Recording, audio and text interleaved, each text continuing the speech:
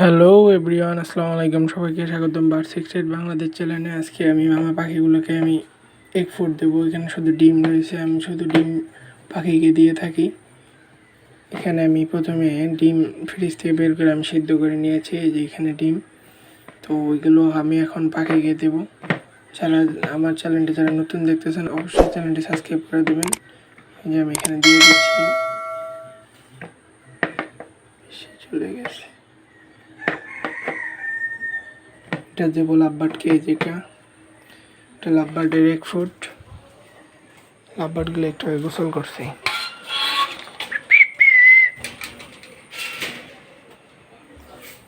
তারপর এখানে যে এটা হলো বাজিগারের জন্য।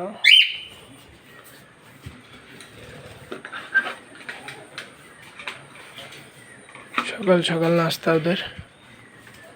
ককাটেলটা ওখানে ছটফট করতেছে খাওয়ার জন্য। এই যে ককাটেল হাজির। কুকু